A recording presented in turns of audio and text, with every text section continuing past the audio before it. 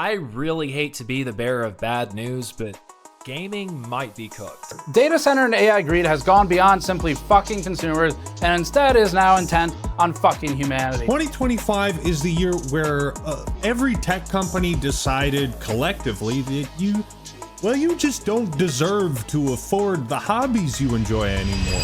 It's really crazy to think how AI slop is not only ruining your For You page, but it's also ruining gaming.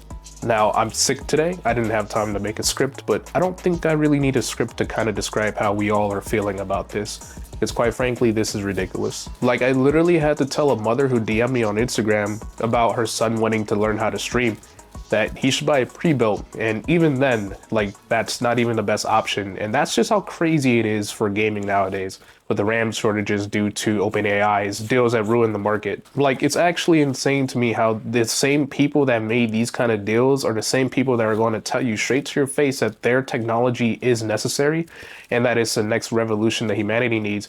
But the fact that you have to starve out the competition to this scale, that starves not only your competitors, but other industries, tells me everything that we all know about AI. It's revolutionary, yes. I use it personally to help me grow the channel. I use it to analyze my videos and everything, but it's not the end all be all. There's still the human factor that is the most important factor in today's world. All AI is just one giant bubble that's ready to burst. And unfortunately, I don't think people really understand the ramifications of the bubble bursting, because it won't be like 2008 with the housing crisis. It's going to be much, much worse. You have our government, the United States government, backing projects like Stargate to the point where you have OpenAI CEO claiming that he doesn't have to make money because the government will bail him out, or alluding to it.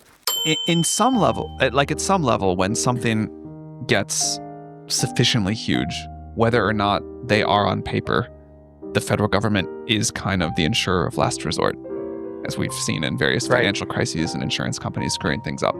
So I guess, given the magnitude of what I expect AI economic impact to look like, sort of, I do think the government ends up as like the insurer of last resort, but I think I mean that in a different way than you mean that, and I don't expect them to actually be like writing the policies in the way that maybe they do for nuclear. Which, as somebody who is running a channel and as somebody who's worked at startup companies before, that's a very ass-backwards way of looking at how to grow something that's quote-unquote revolutionary. If it's revolutionary, the results will speak for itself.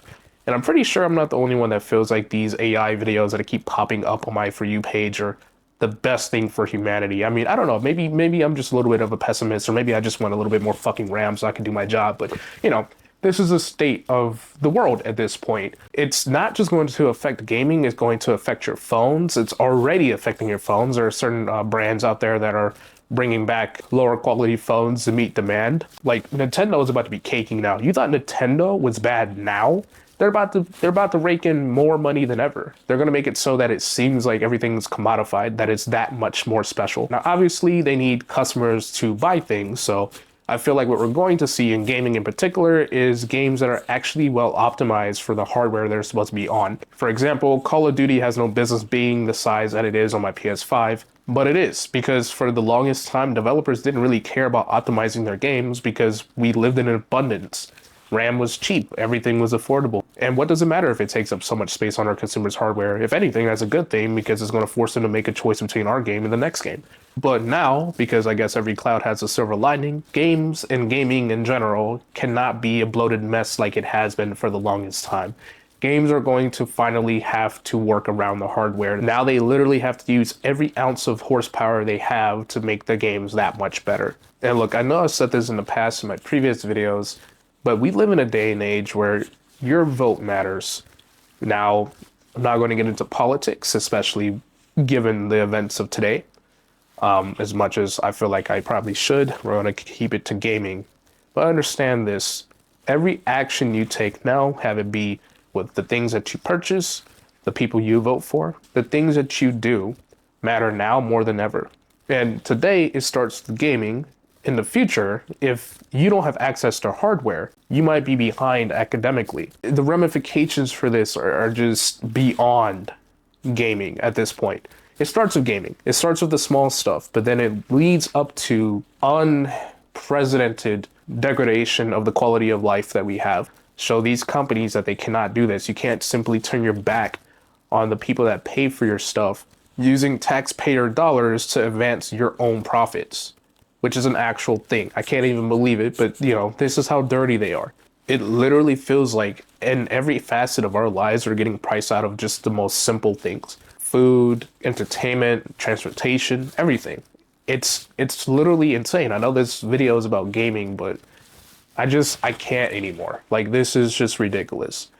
It only stops when you decide it stops. It only stops when you put your foot down and you hold your local elected officials accountable. It only changes when you don't decide to support the companies that you love. Like, personally, I've always felt bad for not having NVIDIA in there, and it's an AMD. The point here is, now that they're doing what they're doing, I'm very happy I have an AMD, and I will continue to buy the products that actually make sense for me economically.